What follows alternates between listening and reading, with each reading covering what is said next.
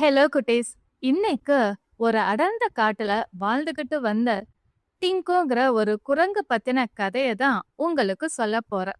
அன்னைக்கு நைட்டு டிங்குவுக்கு சரியா தூக்கமே வரல. அதனால அவன் அவங்க பாட்டி கிட்ட போனான். பாட்டி, ஏதாவது ஒரு கதை சொல்லுங்க, நான் அப்படியே கேட்டுக்கிட்டே தூங்கிடுவேன் அப்படின்னு டிங்கு சொன்னான். அவங்க பாட்டியும் கதை சொல்ல ஆரம்பிச்சாங்க. ஆரம்பிச்ச ஒரு நிமிஷத்திலேயே, பாட்டி, இந்த கதை நீங்க ஏற்கனவே சொல்லிட்டீங்க, எனக்கு வேற கதை சொல்லுங்க அப்படின்னு இன்னொரு கதையை சொல்ல ஆரம்பிச்சாங்க.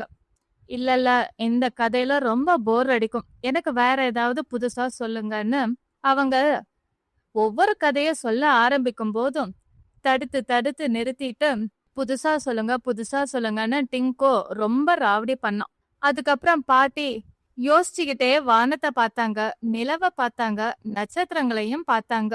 இந்த இயற்கை ரொம்ப விசித்திரமானது டிங்கோ, எது எப்ப நடக்கும்னே சொல்ல முடியாது.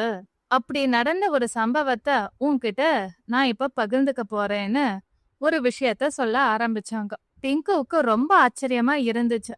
ரொம்ப ஆர்வத்தோடு கேட்க ஆரம்பிச்சான். நான் சின்ன குழந்தையா இருக்கும்போது இந்த காட்டுல தொடர்ந்து பல நாட்களுக்கு மழை பெஞ்சுக்கிட்டே இருந்துச்சு.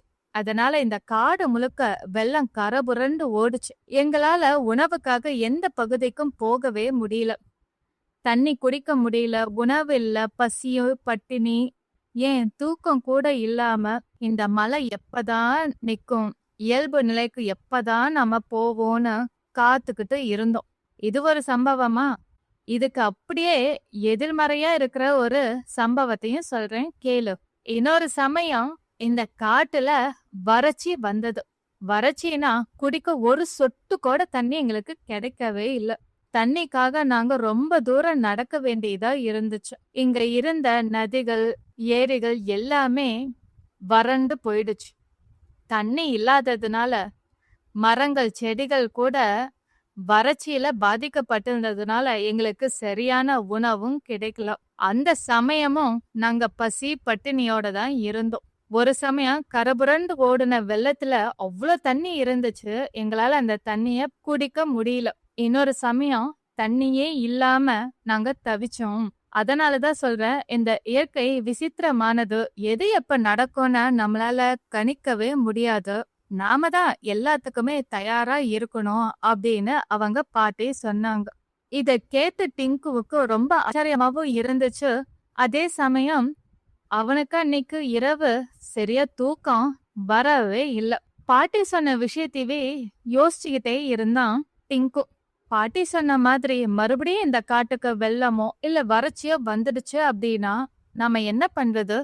உணவே இல்லாம பல நாள் பட்டினி கிடக்கணுமா அப்படின்னு யோசிச்சுக்கிட்டே இருந்த டிங்குக்கு ஒரு யோசனை வந்துச்சு. இனிமே உணவை சேகரிச்சு வைக்கலாம் அப்படிங்கிற யோசனை தான் அது. அதனால டிங்கு அடுத்த நாள்ல இருந்து எப்ப உணவு தேட போனாலும் அந்த உணவுல கொஞ்சம் சாப்பிட்டு மீதி இருக்கிற உணவை சேகரிக்க ஆரம்பிச்சான். இது தொடர்ந்து பல நாட்களுக்கு செஞ்சுக்கிட்டு வந்தான். அதனால அவன் தங்கி இருக்க பகுதியில சில பழங்கள், காய்கறிகள் எல்லாம் அழுகி அதுல இருந்து துர்நாற்றமும் வீச ஆரம்பிச்சது.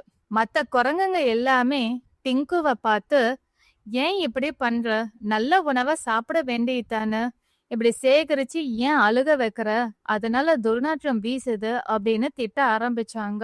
இல்ல, பாட்டி அன்னைக்கு சொன்னாங்க, ஒருவேளை இங்க நம்ம காட்டுக்கு வெள்ளமோ இல்ல வறட்சியோ வந்துடுச்சுன்னா நாம எப்படி உணவு இல்லாம கஷ்டப்படுவோம் இல்லையா, பட்டினி கிடப்போம் இல்லையா, அதனாலதான் நான் உணவை சேகரிச்சுக்கிட்டு வர்றேன்னு டிங்கு பெருமையா சொன்னான். அதை கேட்ட சில குரங்குங்க, சரிப்பா, எப்பயோ வரப்போற வெள்ளத்துக்காகவும் எப்பயோ வரப்போற வறட்சிக்காகவும் இவ்ளோ யோசிக்கிறியே, இதோ அங்க பாரு சிங்கம், அது நினைச்சது அப்படின்னா உன்னை இப்பவே அடிச்சு சாப்பிட்றோம். இந்த ஆபத்துக்கிட்ட இருந்து நீ எப்படிப்போ உன்னை காப்பாத்திக்க போறேன்னு எல்லா குரங்குங்களும் சொல்லி சிரிக்க ஆரம்பிச்சுட்டாங்க. டிங்குக்கு இந்த விமர்சனம் ரொம்ப ஆச்சரியத்தை கொடுத்தது. சிங்கம் குரங்க சாப்பிடுமா என்ன அப்படின்னு ஆச்சரியமா கேள்வி கேட்டான். சிங்கம் பசி வந்துச்சுன்னா யார வேணாலும் சாப்பிடும், ஏன் யானையை கூட சாப்பிடும், ஏன் நீ பார்த்தது இல்லையா என்ன அப்படின்னு ஒரு குரங்கு சொல்லுச்சு. டிங்குவுக்கு அது ஆச்சரியமாவும் இருந்தது, அதிர்ச்சியாவும் இருந்தது. அவங்க கேலி பண்ணுனதுக்காகவோ, கிண்டல் பண்ணுனதுக்காகவோ கொஞ்சம் கூட வருத்தப்படவே இல்ல. அவனுக்கு தெரிஞ்சது எல்லாம், இப்போ சிங்கத்தினால ஆபத்து வந்துச்சு அப்படின்னா, நம்மள எப்படி காப்பாத்திக்கிறது அப்படிங்கிற யோசனை மட்டும்தான்.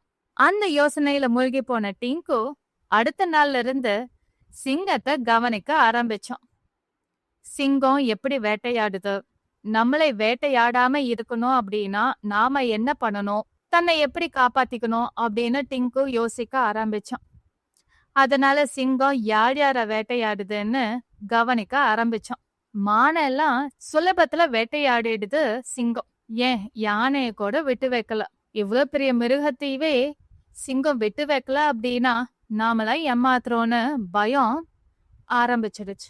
ஒரு நாள் சிங்கம் தனியா இருந்த வரி குதிரைய குறி வச்சது. அத வேட்டையாடலான்னு பதுங்கி பதுங்கி போக ஆரம்பிச்சது வேகத்தை எடுத்தது.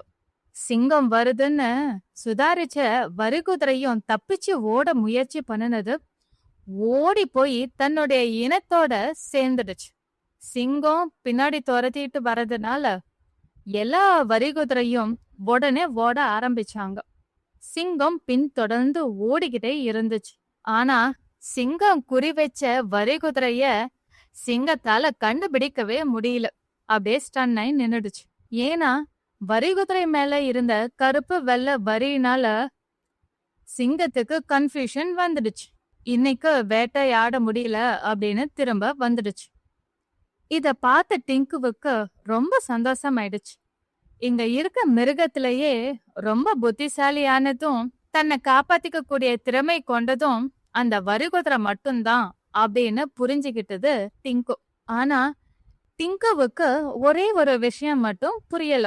எப்படி அந்த வரிகுதிரை சிங்கத்துக்கிட்ட இருந்து தப்பிச்சது அப்படின்னு. அது எப்படியாவது நாம தெரிஞ்சுக்கணும், அப்பதான் நம்மள காப்பாத்திக்க முடியும்னு டிங்கு யோசிச்சோம். அதனால சிங்கத்தீவே தினைக்கும் வாட்ச் பண்ண ஆரம்பிச்சான். சிங்கம் எப்போ வரிகுதிரைய டார்கெட் பண்ணும், எப்ப வேட்டையாட போகும் அப்படின்னு காத்துக்கிட்டே இருந்தான். சில நாள் கழிச்சு சிங்கம் தனியா இருந்த இன்னொரு வரிகுதிரைய குறி வச்சது.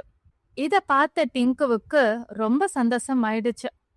இன்னைக்கு எப்படியாவது அந்த சீக்கிரட்டை கண்டுபிடிச்சிடணும் அப்படின்ட்டு டிங்கு அந்த சிங்கத்து பின்னாடியே போக ஆரம்பிச்சான். சிங்கம் வரிகுதிரைய துரத்த ஆரம்பிச்சது. சிங்கத்தை டிங்கு ஃபாலோ பண்ண ஆரம்பிச்சான். வரிகுதிரை ஆஸ் யூஷுவல் அதே மாதிரி தான் இனத்தோட போய் சேர்ந்து அவங்களோட ஓட ஆரம்பிச்சிருச்சு. சிங்கமும் பின்தொடர்ந்து ரொம்ப வேகமா ஓடிச்சு.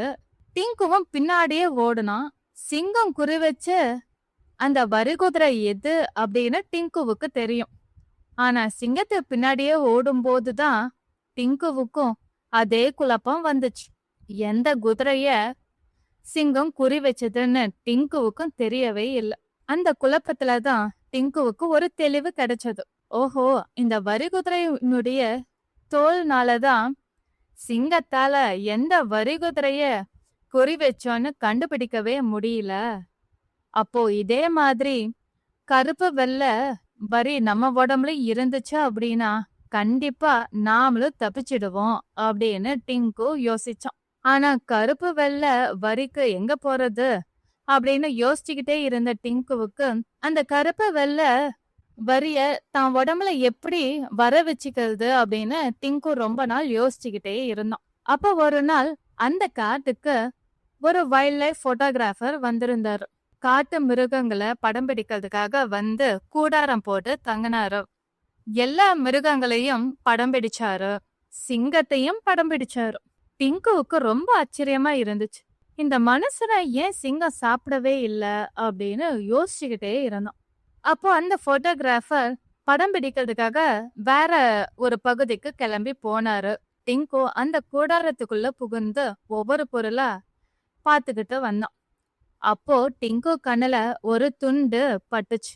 அந்த துண்டு வரிகுதிரையுடைய தோல் மாதிரியே கருப்பு வெள்ளை வரிகளோட இருந்துச்சு.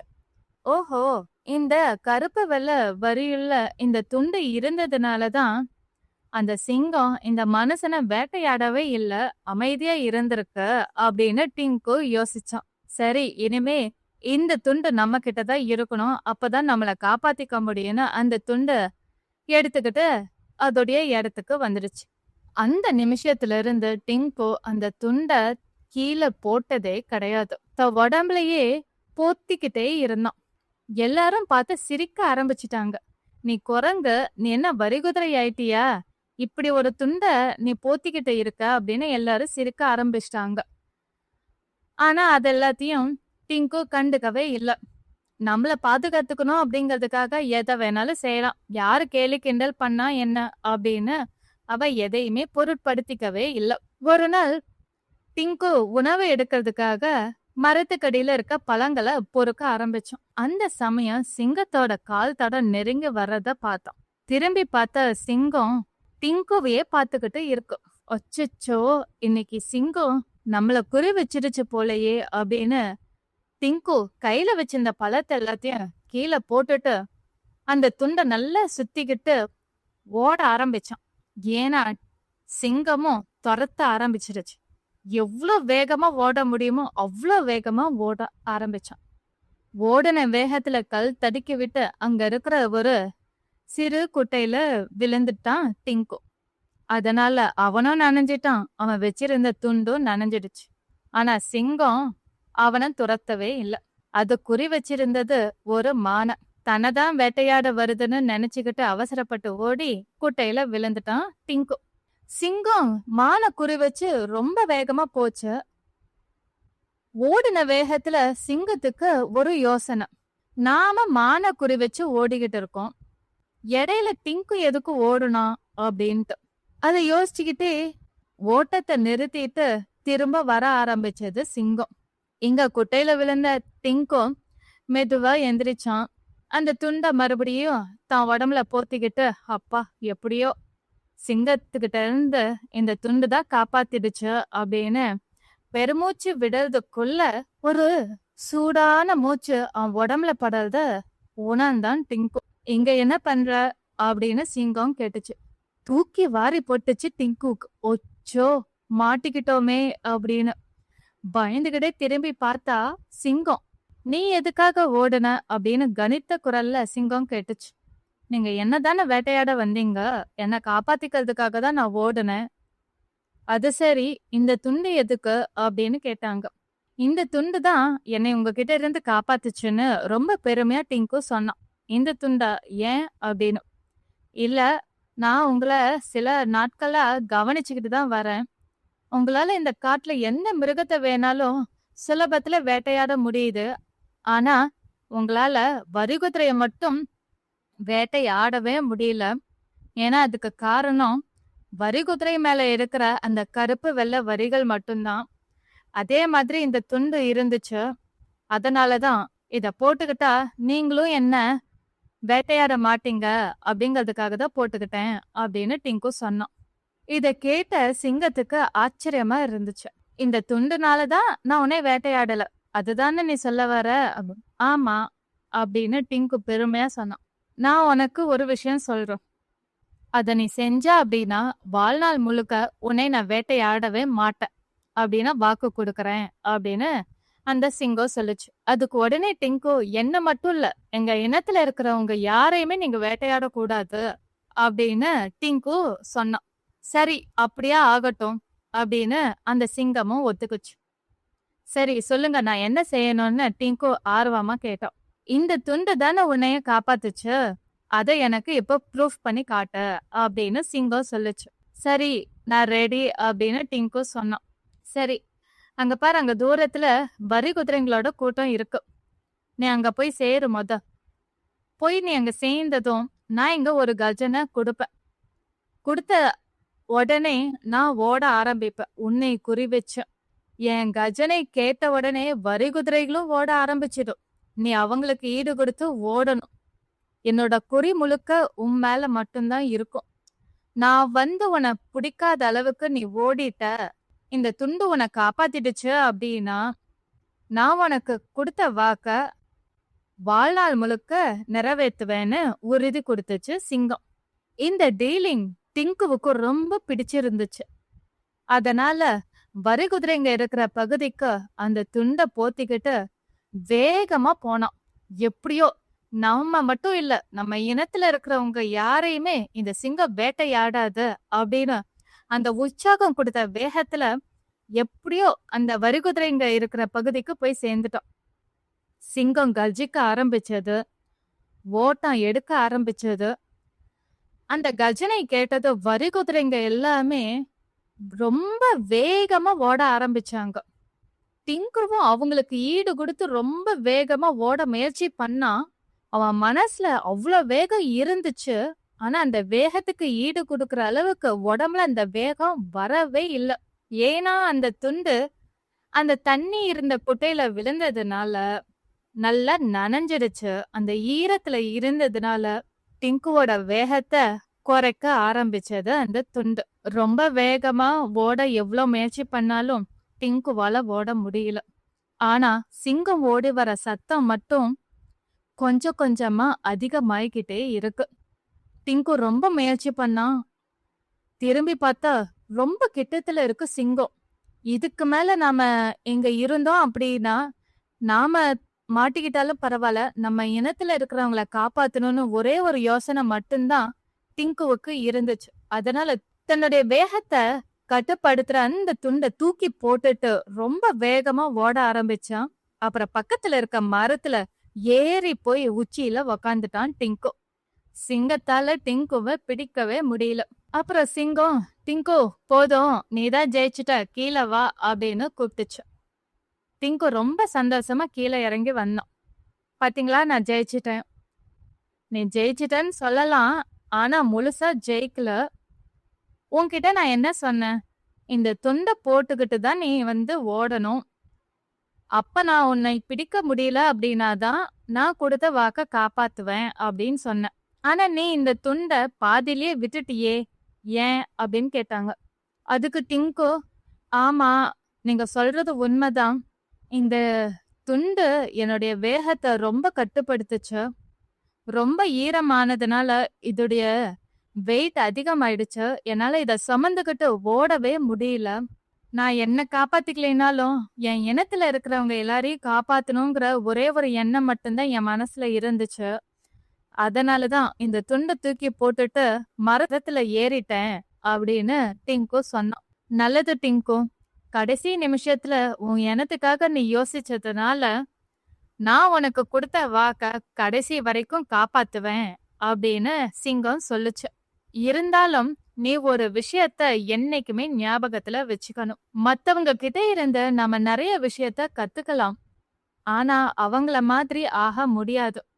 ஒவ்வொருத்தருக்குமே ஒரு தனித்துவம் இருக்கு. உனக்கு இருக்கிற தனித்துவம் என்ன அப்படின்னா, மரத்துக்கு மரம் தாவல்து. என்னால முடியாது, ஏன் அந்த வரிகுதிரையால கூட முடியாது. உனக்கு இருக்கிற அந்த வேகமா யோசிக்கிற திறன் இருக்கிறதுனாலதான் உன்னால சட்டுன்னு யோசிச்சு அந்த துண்டை தூக்கி போட்டுட்டு மேல மரத்து உச்சியில போய் உக்காந்த. இல்லைன்னு வச்சுக்கோயேன், நீ என்கிட்ட நல்லா வசமா மாட்டி இருப்ப அப்படின்னு சிங்கம் சொல்லுச்சு. அதனால நீ நீயா இரு. உன் இனத்துல இருக்கிறவங்க கண்டிப்பா ஏதாவது ஆபத்து வருது அப்படின்னா உனக்கு அது எப்படி தற்காத்துக்கணும்னு சொல்லி தருவாங்க.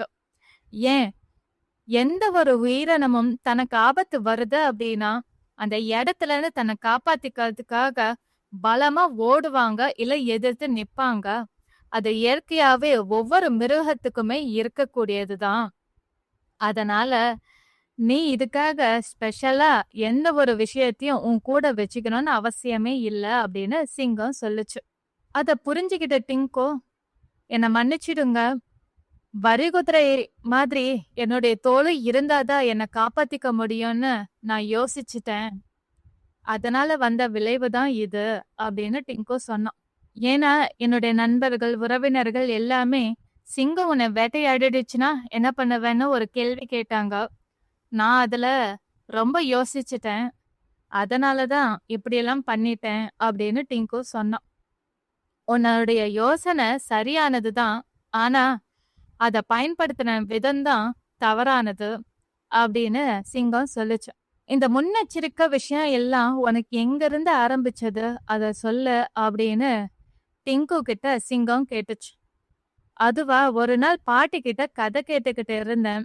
அப்போ பாட்டி இந்த காட்டுல வெள்ளம் வந்ததாகவும் இன்னொரு சமயம் வறட்சி வந்ததாகவும் அதுல எப்படி கஷ்டப்பட்டாங்க, எப்படி உணவு இல்லாம ரொம்ப கஷ்டப்பட்டு பல நாட்கள் பசியும் பட்டினியுமா தூக்கம் இல்லாம இருந்தாங்க அப்படின்னு என்கிட்ட சொன்னாங்க. அதனாலதான் நமக்கும் இந்த மாதிரி சூழ்நிலை வந்துடுச்சு அப்படின்னா எப்படி காப்பாத்திக்கிறது அப்படிங்கறத யோசிச்சு நான் உணவை சேகரிக்க ஆரம்பிச்சேன். அது எல்லாத்தையும் கிண்டல் பண்ணவங்க உங்களை பத்தி சொன்னாங்க. உங்ககிட்ட இருந்து காப்பாத்திக்கிறதுக்காக நான் இப்படியெல்லாம் செஞ்சிட்டேன்னு டிங்கு சொன்னான். உங்க பாட்டி கிட்ட நீ பாதி கதையை தான் கேட்டிருக்க, மீதி கதையை நீ கேட்கவே இல்லையா அப்படின்னு சிங்கம் சொல்லுச்சு. மீதி கதையா? ஆமா, அது என் அப்பா சொன்னது, அத நான் சொல்றேன். இந்த காட்டுல வெள்ளம் வந்ததும் உண்மைதான், வறட்சி வந்ததும் உண்மைதான். வெள்ளம் வந்த போது இந்த காட்டுல வெள்ளம் கரபுரண்டு ஓடுச்சு. ஆனா அப்போ இந்த காட்டுல இருக்கிற எல்லா மிருகங்களுமே ஒற்றுமையா இருந்தாங்க. உணவை பகிர்ந்துகிட்டாங்க, இருப்பிடத்தையும் பகிர்ந்துகிட்டாங்க. ஒருத்தருக்கொருத்தர் பாதுகாப்பா துணையா இருந்தாங்க. வறட்சி வந்த போதும் அதே மாதிரிதான் நடந்துகிட்டாங்க. அதனால எப்பேற்பட்ட ஆபத்து வந்தாலும் சரி, இந்த காட்டுல இருக்கிறவங்க எல்லாரும் ஒற்றுமையா ஒருத்தருக்கு ஒருத்தர் உறுதுணையா இருக்கிறதுக்கு நான் எப்பயுமே வழிகாட்டியா இருப்பேன்னு சிங்கம் சொல்லுச்சு. இருந்தாலும் நீ ஆரம்பிச்ச ஒரு விஷயம் யோசிக்க வேண்டியதுதான். வெள்ளமோ வறட்சியோ வந்துடுச்சு அப்படின்னா உணவுக்காக நாம ரொம்ப தூரம் அலைய வேண்டியது இருக்கும். அதனால நீ சேகரிச்ச மெத்தட நாம ஃபாலோ பண்ணலாம் அப்படின்னு சிங்கம் சொல்லுச்சு. இத எல்லாத்தையும் கேட்ட எல்லா மிருகங்களும் ரொம்ப சந்தோஷப்பட்டாங்க, பெருமையும் பட்டாங்க. உணவை சேகரிச்சுக்கலாம், அப்போ தண்ணிக்கு என்ன பண்றது அப்படின்னு டிங்கு கேள்வி கேட்டான். பரவாயில்லையே, நல்லா யோசிக்கிற டிங்கு அப்படின்னு சிங்கம் பாராட்டுச்சு. தண்ணி பத்தின கவலையே வேண்டாம். ஏன்னா எப்பேற்பட்ட வறட்சி வந்தாலும் வற்றியே போகாத அளவுக்கு ஒரு தண்ணி என்னுடைய குகையில இருக்கு. ஒரு நாள் இடி மின்னல் தாக்குனப்போ அங்க ஒரு நீர் ஊற்று உண்டாச்சு. அந்த பகுதியில சூரிய ஒளி படாததுனால அந்த தண்ணி வற்றி போகிறதுக்கான வாய்ப்பு ரொம்ப குறைவுதான். நீ ஆரம்பிச்ச விஷயத்த நாம தொடர்ந்து செய்வோம் அப்படின்னு சிங்கம் சொல்லுச்சு. அப்ப மத்த குரங்குங்க எல்லாமே உணவை சேகரிக்கலாம், ஆனா பழங்கள் காய்கறிகள் எல்லாமே கெட்டு போகுமே, அதை என்ன பண்றது அப்படின்னு கேள்வி கேட்க ஆரம்பிச்சாங்க. ஏன்னா டிங்குவோட இடத்துல துர்நாற்றம் தான் வீசுது அப்படின்னு சொன்னாங்க. அதுக்கு சிங்கம் அத பத்தின கவலையே வேண்டாம், உணவை நாம சேகரிக்க ஆரம்பிப்போம். ரொம்ப பழுத்து போய் அழுகுன நிலைக்கு போகிற மாதிரி இருக்கிற பழங்களை நாமளே பகிர்ந்து சாப்பிட்டுக்கலாம். எடுக்கிற பழங்களை அடுத்த நாள் நாம ரீப்ளேஸ் பண்ணிடணும். இதே மாதிரி நாம சேகரிச்சுக்கிட்டே வந்தோம் அப்படின்னா எப்பேற்பட்ட பேரிடர் வந்தாலும் சரி, நாம எல்லாரும் ஒற்றுமையா இருந்து அத கடந்து வர முடியும் அப்படின்னு சிங்கம் சொல்லுச்சு. எல்லாரும் ரொம்ப சந்தோஷப்பட்டாங்க. அது மட்டும் இல்ல, சிங்கம் டிங்குவ ரொம்ப பாராட்டுச்சு. இத்தனை வருஷத்துல யாருமே யோசிக்காத ஒரு விஷயத்த நீ யோசிச்சிருக்க டிங்கு, உணவை சேகரிச்சு வைக்கணும் அப்படின்னு. இது நல்ல யோசனை, இத நீ ஆரம்பிச்சு வச்சிருக்க அப்படின்னு எல்லாரும் டிங்குவ பாராட்ட ஆரம்பிச்சாங்க.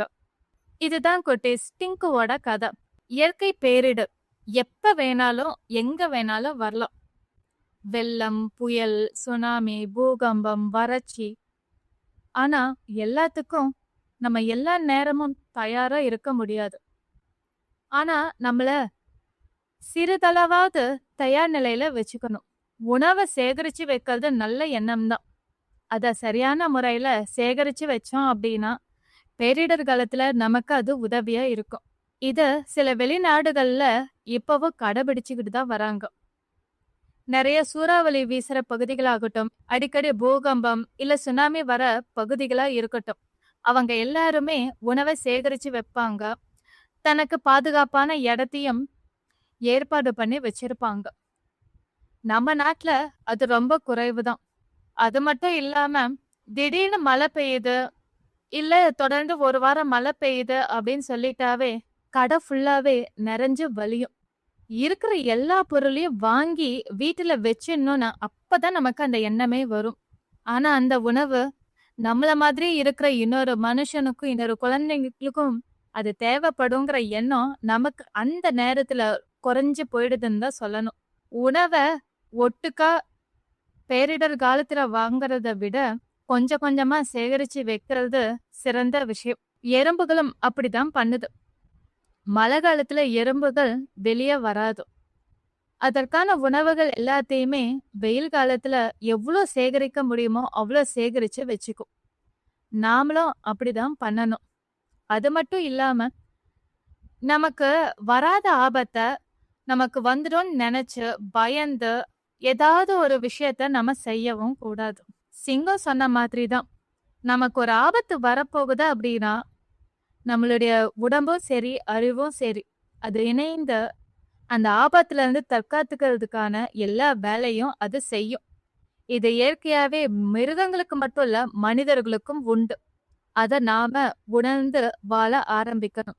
திங்கு பண்ண மாதிரி இது நடந்துருமோ அது நடந்துருமான்னு பயத்துல வாழ்றதை விட நிகழ்காலத்துல சந்தோஷமா வாழணும். எதிர்காலத்தோட பயம் நம்மளுடைய நிகழ்கால சந்தோஷத்தை அழிச்சிடும். அதனால என்னைக்குமே சந்தோஷமா இருங்க. பயத்துல இருந்து தெளிவு பிறக்கணும், ஐடியாஸ் பிறக்கணுமே தவிர அந்த பயம் நம்மள முட்டாளாக்க கூடாது. Okay kids, thank you.